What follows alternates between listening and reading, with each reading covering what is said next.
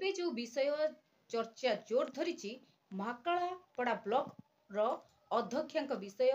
कल्पना राउत विषय रे कथा आम कहूँ। प्रकृत में जी सत्य धर्म न्याय चले ताकू लोक माने खालर पकाती बा गोड़ टाणती एक आमे कहूनु जहा महाकालपड़ार बुद्धिजीवी माने कहउछंती। आज्ञा हाँ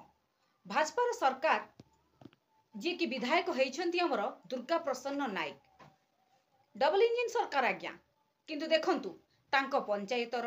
बलिपाल पंचायतर सरपंच जी तांको घर पाखरु मात्र 100 मीटर दूर रे तांको घर से केमिति जानि पारलेनी गोटे एबे जो जल संकट देखा जाउची से जल संकट को ये खातिर न करी निज सरपंच अछंती बोली निज अख्तियार रे रखिबा पई गोटे ट्यूबवेल रु नीचे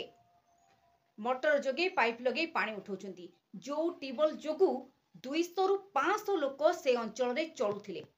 एबे जो जल संकट बुंदिए पानी पाउनांती जेतेबेले मोटर द्वारा पानी पळै जाउची सरपंच को घर को सेतेबेले साधारण लोक माने पानी पाउनांती।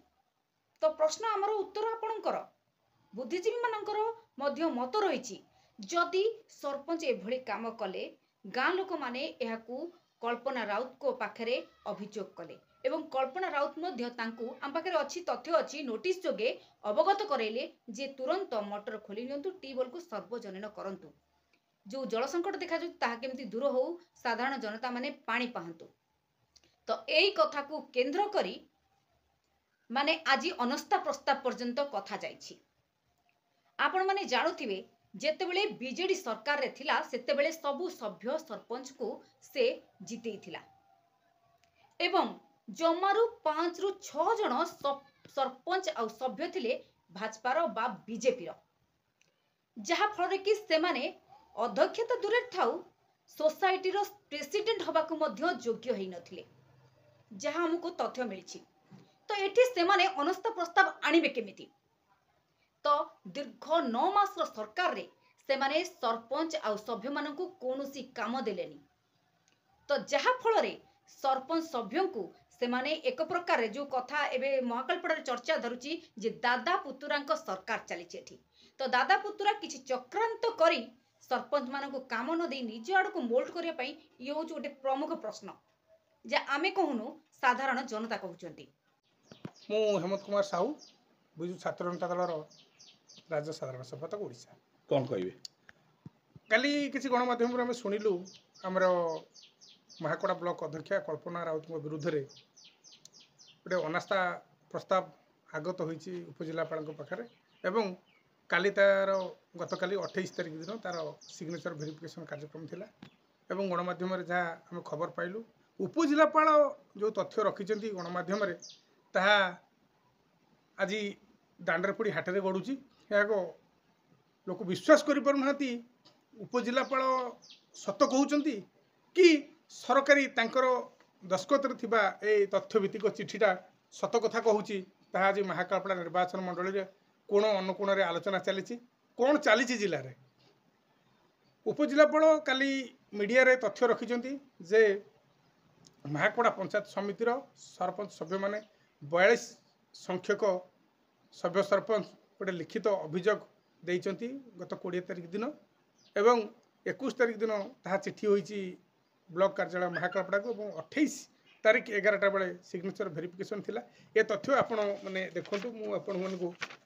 सार्वजनीन करिया पई चाहूची ये चिठीर लेटर नंबर होउची 37 33 21 3 25 एवं आउ गोटे चिठी नंबर होउची 37 32 21 3 25 एथिरे माननीय उपजिलापाल को जो माने देइचंती केस नंबर माने सरपंच माने तांको लिखित दस्खत एथिरे अछि जार संख्या रही 41 नंबर किंतु उपजिलापाल कहउचंती 42 जन तांको लिखित भाव रे जणाइचंती। ए चिठी सत ना उपजिलापाल कथा सत ताहा साधारण आज आलोचना होउची कारण उपजिलापाल होउचंती निर्वाचन रो ए प्रक्रिया मुख्य जिलार मुख्य जो तथ्य दौरान ताहा आश्चर्यान्वित करुच्ची राजनैतिक प्रक्रिया को एठी कौन चली आम जापारूँ। आउ गोटे कथा होची काली भी पुणी से मीडिया रे कहिसंती जे आपातत समस्त सभ्य सभ्या ए मेमोरेंडम जो मैंने दस्खत करते से समस्ते सिग्नेचर भेरिफिकेशन जोग देते से कहते यह असत्य बोली साधारण चर्चा होची कारण आमर तिखिरी सभ्य अरुणा राउत आदरे भाग नहीं नाहांती विथ बड़ीर सरपंच अहल्या दास एथिरे भाग नहीं नाहांती